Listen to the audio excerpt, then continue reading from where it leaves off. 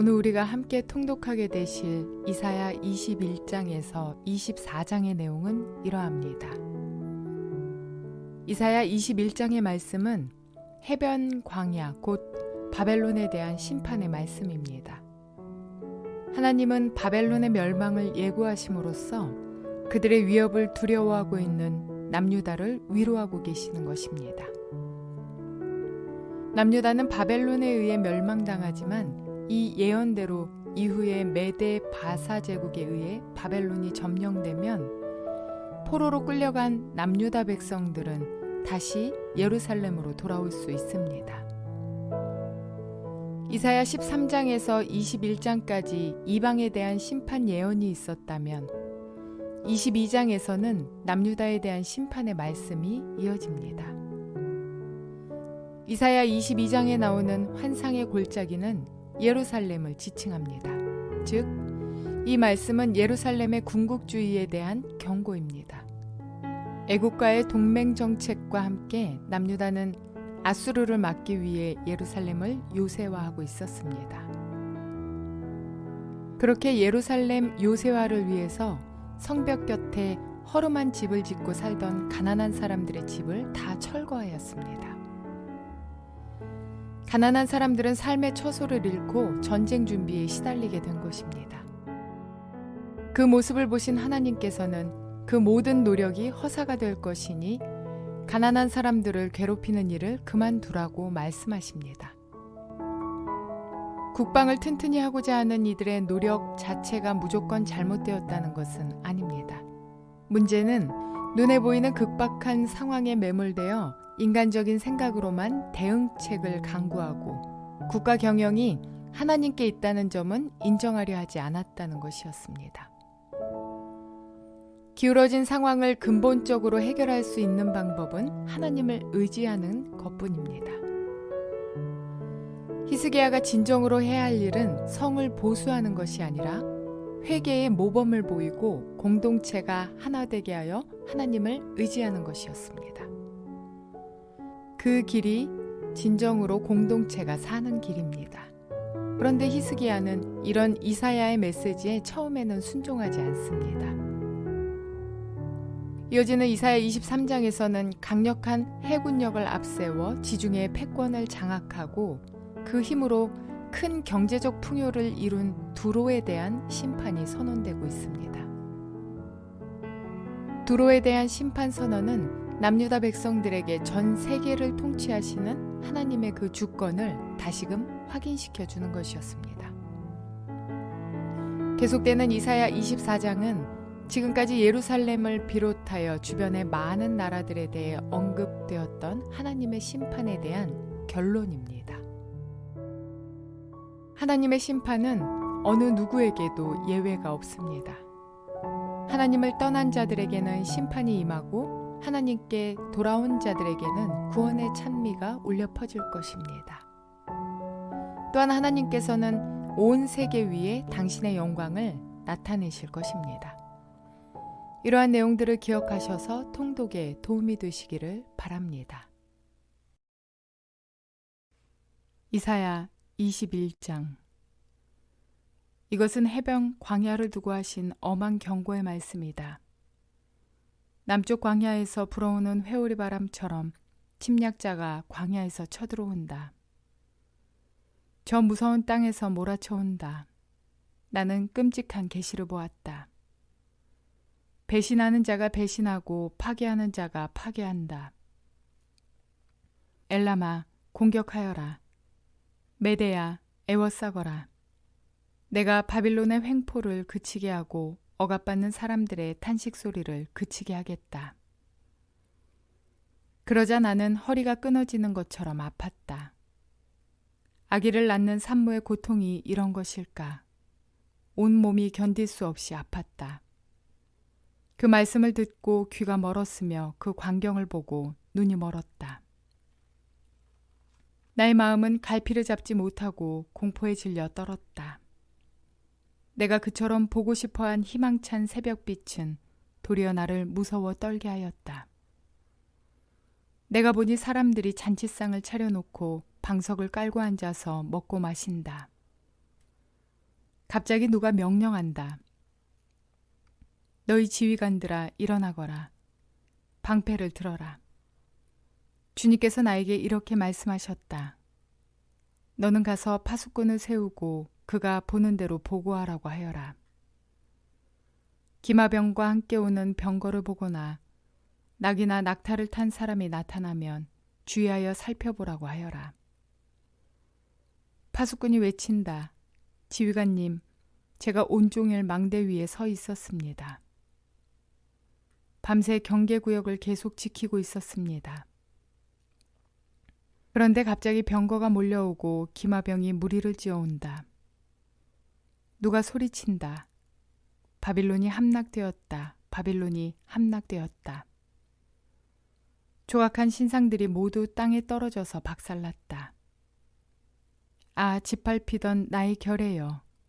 타작마당에서 으깨지던 나의 동포여. 이스라엘의 하나님 만군의 주님께서 나에게 말씀하신 것을 이렇게 내가 그대들에게 전한다. 이것은 두말을 두고 하신 엄한 경고의 말씀이다. 세일에서 누가 나를 부른다. 파수꾼아, 밤이 얼마나 지났느냐. 파수꾼아, 날이 새려면 얼마나 더 남았느냐. 파수꾼이 대답한다. 아침이 곧 온다. 그러나 또다시 밤이 온다. 묻고 싶거든 물어보아라. 다시 와서 물어보아라. 이것은 아라비아를 두고 하신 엄한 경고의 말씀이다. 드단 사람들아, 아라비아의 메마른 덤불 속에서 밤을 지새우는 드단의 행상들아. 목마른 피난민들에게 마실 물을 주어라. 대마 땅에 사는 사람들아, 아라비아의 피난민들에게 먹거리를 가져다 주어라. 그들은 칼을 피하여 도망다니는 사람들이다. 칼이 그들을 치려하고 화살이 그들을 꿰뚫으려 하고 전쟁이 그들의 목숨을 노림으로 도망다니는 신세가 되었다. 주님께서 나에게 이렇게 말씀하셨다. 1년 기한으로 머슴살이를 하게 된 머슴이 날수를 세듯이 이제 내가 1년을 센다. 1년 만에 게달의 모든 허세가 사라질 것이다.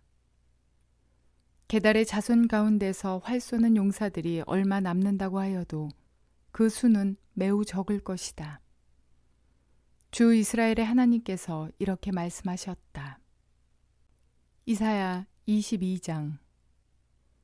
이것은 환상 골짜기를 두고 하신 엄한 경고의 말씀이다.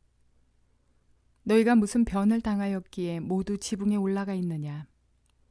폭동으로 가득 찬 성읍, 시끄러움과 소동으로 가득 찬 도성아. 이번 전쟁에 죽은 사람들은 칼을 맞아 죽은 것도 아니고 싸우다가 죽은 것도 아니다. 너희 지도자들은 다 도망치기에 바빴고 활도 한번 쏘아보지 못하고 사로잡혔다.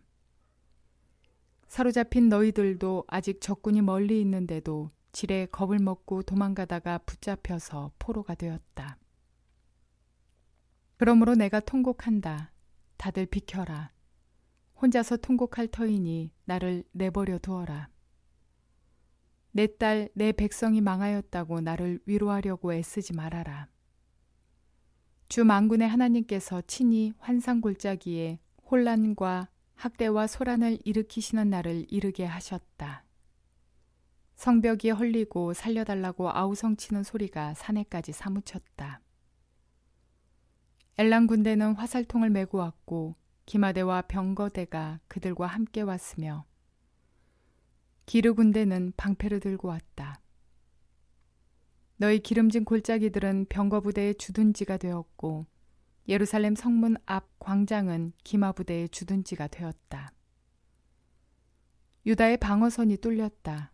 그때에 너희는 숲을 궁에 있는 무기를 꺼내어 오고 다윗성에 뚫린 곳이 많은 것을 보았고 아렛못에는 물을 저장하였다. 예루살렘에 있는 집의 수를 세어보고는 더러는 허물어다가 뚫린 성벽을 막았다. 또한 옛 못에 물을 대려고 두 성벽 사이에 저수지를 만들기도 하였다. 그러나 너희는 일이 이렇게 되도록 하신 분을 의지하지 않고 이 일을 예적부터 계획하신 분에게는 관심도 없었다. 그날에 주 만군의 하나님께서 너희에게 통곡하고 슬피 울라고 하셨다. 머리털을 밀고 상복을 몸에 두르라고 하셨다. 그런데 너희가 어떻게 하였느냐? 너희는 오히려 흥청망청 소를 잡고 양을 잡고 고기를 먹고 포도주를 마시며 내일 죽을 것이니 오늘은 먹고 마시자 하였다. 그래서 만군의 주님께서 나의 귀에 대고 말씀하셨다. 이 죄는 너희가 죽기까지 용서받지 못한다. 주 만군의 하나님께서 이렇게 말씀하셨다. 주 만군의 하나님께서 이렇게 말씀하신다.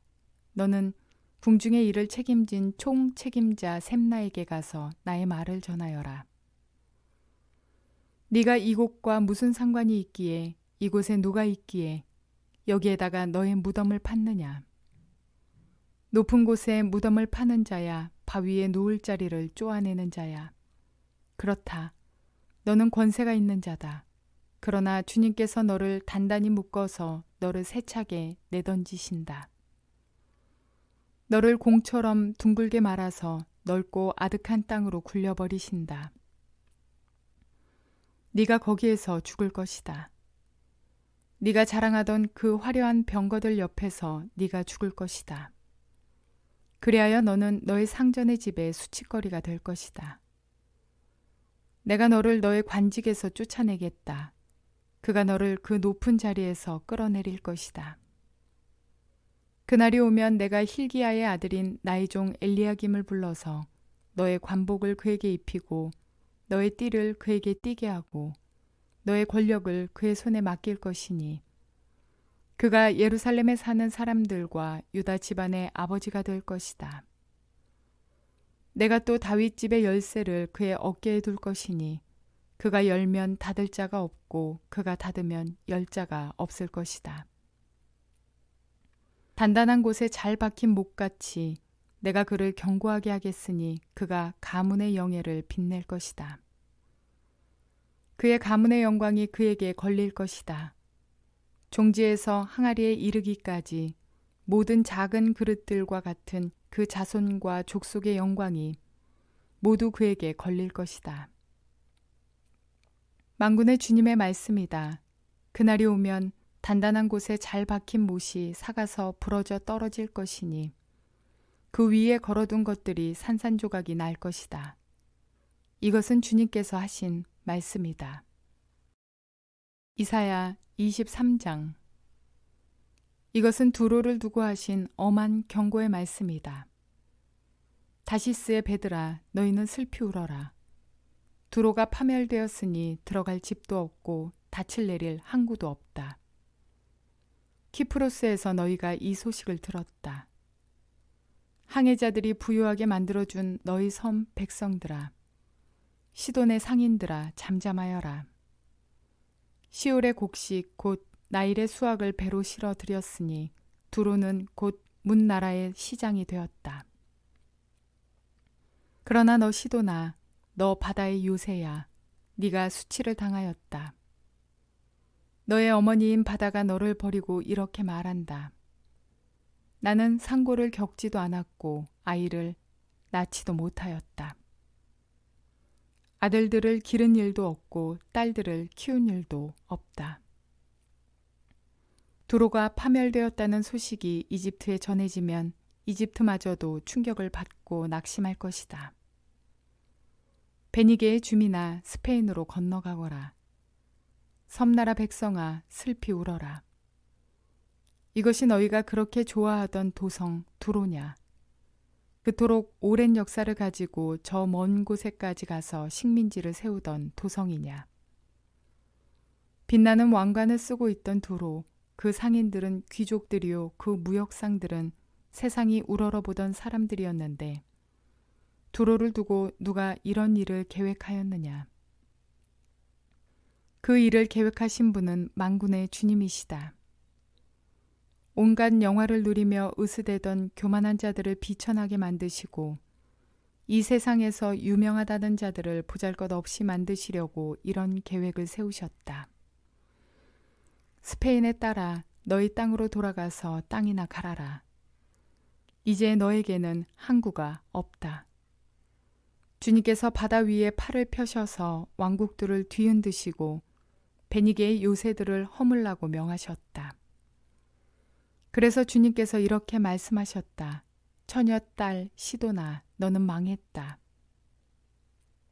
네가 다시는 우쭐대지 못할 것이다. 일어나서 키프로스로 건너가 보아라. 그러나 거기에서도 네가 평안하지 못할 것이다. 바빌로니아 사람의 땅을 보아라. 백성이 없어졌다. 아시리아 사람이 그곳을 들짐승이 사는 곳으로 만들었다. 그들이 도성 바깥에 흙 언덕을 쌓고 성을 공격하여 궁전을 헐어 황폐하게 하였다. 다시스의 배들아, 너희는 슬피 울어라. 너희의 요새가 파괴되었다. 그날이 오면 한 왕의 수명과 같은 70년 동안 두로가 잊혀지겠으나 70년이 지난 뒤에는 두로가 창녀의 노래에 나오는 주인공처럼 될 것이다. 망각 속으로 사라졌던 너 가련한 창녀야. 수금을 들고 성읍을 두루 다니며 감미롭게 수금을 타고 노래나 실컷 불러라. 남자들마다 내 노랫소리를 듣고 다시 너를 기억하여 모여들게 하여라. 70년이 지나가면 주님께서 두로를 돌보아 주셔서 옛날처럼 다시 해상무역을 하게 하실 것이다. 그때 두로는 다시 제 몸을 팔아서 땅 위에 있는 세상의 모든 나라의 돈을 끌어들일 것이다. 그러나 두로가 장사를 해서 벌어들인 소득은 주님의 몫이 될 것이다. 두로가 제 몫으로 간직하거나 쌓아두지 못할 것이다. 주님을 섬기며 사는 사람들이 두로가 벌어놓은 것으로 배불리 먹을 양식과 좋은 옷감을 살 것이다. 이사야 24장. 주님께서 땅을 텅 비게 하시며 황폐하게 하시며 땅의 표면을 뒤엎으시며 그 주민을 흩으실 것이니 이 일이 백성과 제사장에게 똑같이 미칠 것이며 종과 그 주인에게 하녀와 그 안주인에게 사는 자와 파는 자에게 빌려주는 자와 빌리는 자에게 이자를 받는 자와 이자를 내는 자에게 똑같이 미칠 것이다. 땅이 완전히 텅 비며 완전히 황무하게 될 것이다. 주님께서 그렇게 된다고 선언하셨기 때문이다. 땅이 메마르며 시든다. 세상이 생기가 없고 시든다. 땅에서 높은 자리를 차지한 자들도 생기가 없다. 땅이 사람 때문에 더럽혀진다. 사람이 율법을 어기고 법령을 거슬러서 영원한 언약을 깨뜨렸기 때문이다. 그러므로 땅은 저주를 받고 거기에서 사는 사람이 형벌을 받는다. 그러므로 땅의 주민들이 불에 타서 살아남는 자가 얼마 되지 않을 것이다. 새 포도주가 마르며 포도나무가 시든다. 마음에 기쁨이 가득 찼던 사람들이 모두 탄식한다. 소구를 치는 흥겨움도 그치고 기뻐 뛰는 소리도 멎고 수금 타는 기쁨도 그친다. 그들이 다시는 노래하며 포도주를 마시지 못할 것이고 독한 술은 그 마시는 자에게 쓰디쓸 것이다. 무너진 성읍은 황폐한 그대로 있고 집들은 모두 닫혀 있으며 들어가는 사람이 하나도 없을 것이다. 거리에서는 포도주를 찾아 아우성치고 모든 기쁨은 슬픔으로 바뀌고 땅에서는 즐거움이 사라진다. 성읍은 폐허가 된 채로 버려져 있고 성문은 파괴되어 조각난다.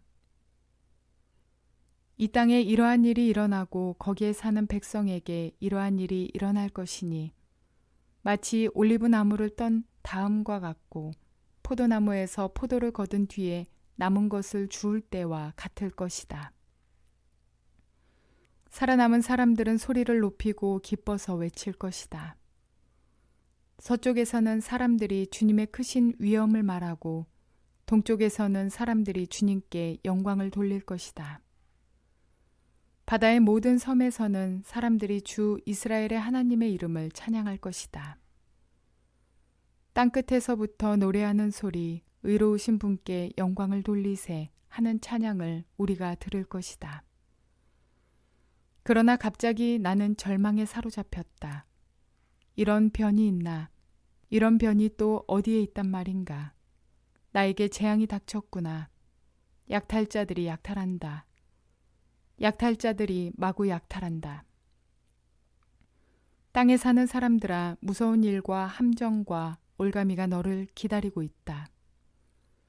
무서운 소리를 피하여 달아나는 사람은 함정에 빠지고 함정 속에서 기어나온 사람은 올가미에 걸릴 것이다. 하늘의 홍수문들이 열리고 땅의 기초가 흔들린다. 땅덩이가 여지없이 부스러지며 땅이 아주 갈라지고 땅이 몹시 흔들린다. 땅이 술 취한 자처럼 몹시 비틀거린다. 폭풍 속에 오두막처럼 흔들린다. 세상은 자기가 지은 죄의 무게에 짓눌릴 것이니 쓰러져서 다시는 일어나지 못할 것이다. 그날이 오면 주님께서 위로는 하늘의 군대를 벌하시고 아래로는 땅에 있는 세상의 군왕들을 벌하실 것이다. 주님께서 군왕들을 죄수처럼 토굴 속에 모으시고 오랫동안 감옥에 가두어 두셨다가 처형하실 것이다. 만군의 주님께서 왕이 되실 터이니 달은 볼 낯이 없어 하고 해는 부끄러워할 것이다. 주님께서 시온산에 앉으셔서 예루살렘을 다스릴 것이며 장로들은 그 영광을 볼 것이다. 두로와 시돈은 다시스와 애굽과의 해상무역으로 막대한 부를 축적했던 그런 성읍입니다. 그런데 하나님께서는 이 두 성읍을 그들의 죄로 인하여 심판하겠다고 선언하신 것입니다. 특별히 두로는 바다 가운데 위치한 천혜의 요새와 같은 성으로 자신들은 외세의 침입으로부터 안전하다고 생각했습니다. 두로는 그 안전을 기반으로 해상무역의 중심에 있었고 많은 부를 축적할 수 있었습니다.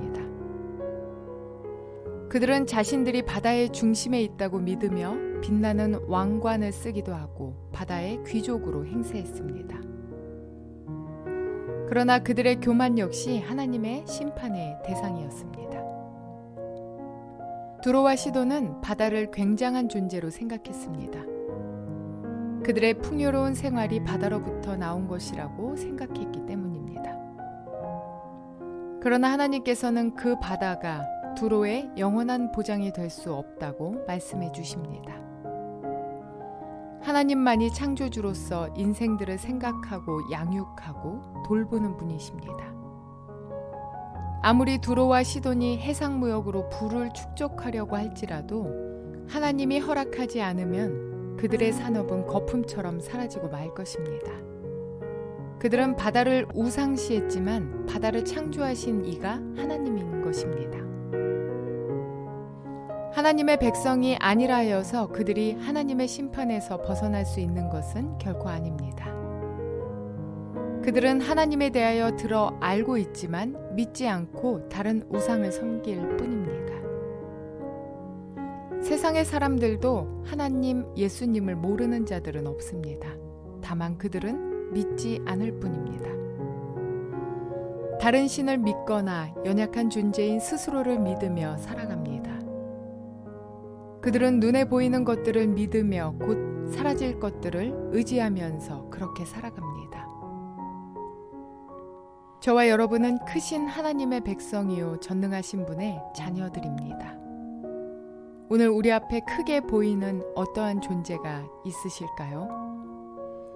그러나 우리 그리스도인들은 그 뒤에 계신 하나님을 바라볼 수 있기를 소망합니다. 믿는 자들도 믿지 않는 자들도 공의로운 하나님의 그 심판 가운데 서게 될 것입니다. 그러므로 오늘도 하나님만을 높이며 주님만을 섬기고 의지하는 저와 여러분 모두가 되시기를 주님의 이름으로 축원을 드립니다.